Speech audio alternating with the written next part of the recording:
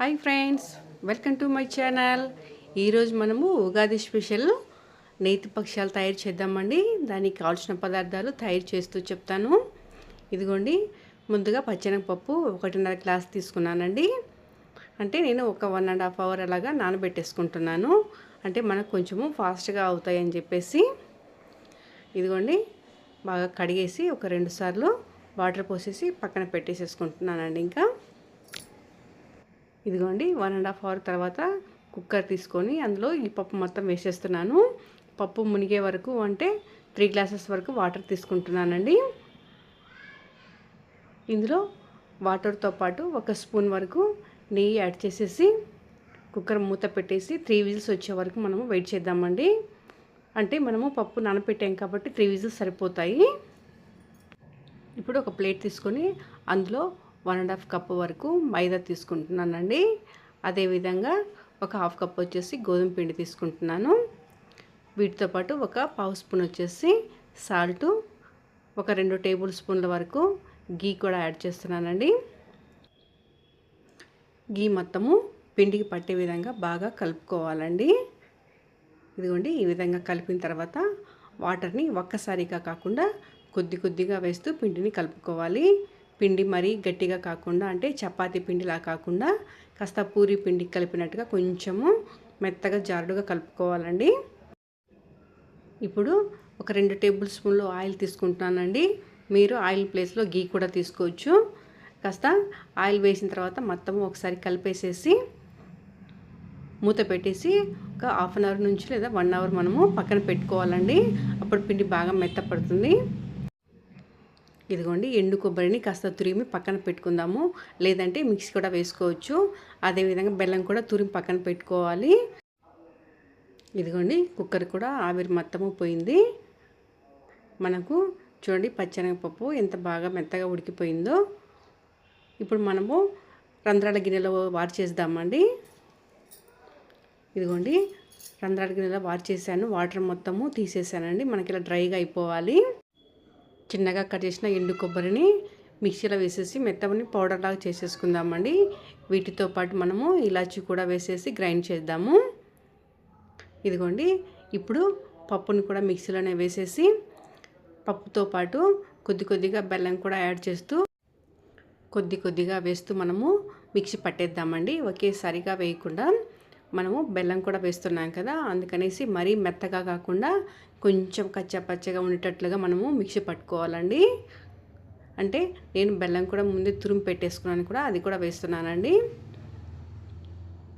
ఇదిగోండి, ఇలాగ కాస్త మిక్సీ వేసిన తర్వాత దీన్ని మొత్తము మనము ప్లేట్లో తీసి పెట్టేసుకుందాము. ఇప్పుడు స్టవ్ అంటించేసి బాణలు పెట్టేశానండి. ఇందులో ఒక 2 టేబుల్ స్పూన్ల వరకు గీ తీసుకుంటున్నాను.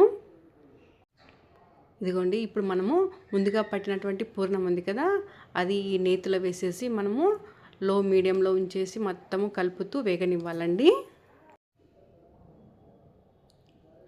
మనము ఇలా మొత్తం కలుపుతూ ఉండగానే బెల్లం మొత్తం కాస్త కరిగేసి కాస్త లైట్గా మనకు చూడండి కొంచెం లిక్విడ్ లాగా తయారైపోయింది కదా, ఇది మొత్తం మనకు మళ్ళీ గట్టిపడాలండి. ఇలా మొత్తం గట్టిపడటానికి వచ్చేసి 10 to 15 వరకు టైం పడుతుంది. ఇలా మెల్లగా కలుపుతూ అడుగంటకుండా కలుపుతూ ఉండాలండి. ఇదిగోండి, ఇలా కొంచెం బాగా దగ్గరికి వచ్చేసింది కదా. ఇప్పుడు వచ్చేసి మనం ముందుగా పట్టి పెట్టుకున్న కొబ్బరి పౌడర్ ఉంది కదండి, ఇది ఒక 2 to 3 టేబుల్ స్పూన్ వరకు యాడ్ చేస్తున్నాను. ఇలాగా ఎండు కొబ్బరి వేయటం వల్ల మనకు పూర్ణం అనేది చాలా టేస్ట్గా చాలా బాగుంటుందండి. ఇదిగోండి, ఈ కొబ్బరి పౌడర్ మొత్తం కూడా ఇందులో కలిసిపోయే విధంగా బాగా కలుపుకోవాలండి. ఇదిగోండి, చల్లారిపోయింది. ఇప్పుడు మనము మనకు కావలసిన సైజులో రౌండ్గా చేసి పక్కన పెట్టేసేసుకుందాము. ఇదిగోండి, ఇప్పుడు మనము కావాల్సిన విధంగా అన్నీ రెడీ చేసి పెట్టేసుకున్నాము. ఇప్పుడు మనము ముందుగా కలిపెట్టిన పిండిని ఒకసారి బాగా కలిపేసేసి నిమ్మకాయ సైజ్ అంతా మనము పిండి తీసేసుకొని ఇదిగోండి ఇలాగ తీసుకొని నేను నూనె కవర్ని కట్ చేసి వేసుకున్నానండి. కావాలంటే మీరు బటర్ పేపర్ కూడా తీసుకోవచ్చు. ఈ విధంగా చేసిన తర్వాత మనం ముందుగా తయారు చేసినటువంటి పూర్ణాన్ని ఇందులో పెట్టేసి ఇలా మొత్తం రౌండ్గా క్లోజ్ చేయాలి. ఇలా క్లోజ్ చేసిన తర్వాత ఆయిల్ వేసి చేతితోటి ప్రెస్ చేస్తున్నానండి. కావాలంటే మీరు పూరి ప్రెషర్తో కానీ లేదా మన చపాతీ కర్రతో కూడా ఒత్తుకోవచ్చు. ఇలాగ మనము చుట్టూతుగా చూసుకుంటూ మందంగా లేకుండా నీట్గా ప్రెస్ చేసుకోవాలండి. ఈ విధంగా అన్ని వైపులా నీట్గా మనము బాగా మందంగా లేకుండా చేసుకోవాలి. ఇప్పుడు పెనం వేడైపోయింది కదండి, పెనం పైన వేసేసి ఈ విధంగా కొంచెం కలర్ మారిన తర్వాత తిప్పివేయాలండి. ఇప్పుడు గీతోటి మనము మొత్తము అప్లై చేసేసి రెండో వైపు కూడా మనము ఇదే విధంగా గీని మొత్తము అప్లై చేయాలండి. మనకు గీతోటి ఈ భక్ష్యాలు అనేవి చాలా టేస్ట్గా ఉంటాయండి. మనకు ఉగాది స్పెషల్ అనగానే భక్ష్యాలు అనేటివి గుర్తొస్తాయి కదండి. ప్రతి ఇంట్లో కూడా మనము ఈ ఉగాది రోజు భక్ష్యాలను ప్రిపేర్ చేస్తారు. ఇదిగోండి ఈ విధంగా రెండు వైపులా కాలిన తర్వాత పక్కన పెట్టేద్దాము. అదేవిధంగా అన్ని భక్ష్యాలను మనము ప్రిపేర్ చేద్దామండి.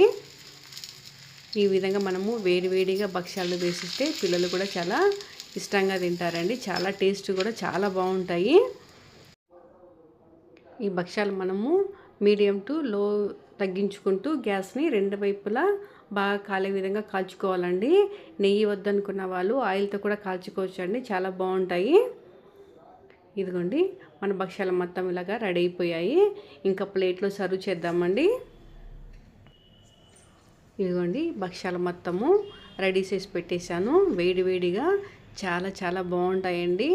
మీరు కూడా ఈ విధంగా ఒకసారి ట్రై చేసి చూడండి. అంటే కరెక్ట్గా తీపి సరిపోయి చాలా బాగున్నాయండి. మీకు నా ఈ వీడియో నచ్చినట్లయితే లైక్ చేసి షేర్ చేసి సబ్స్క్రైబ్ చేయండి. Thank you.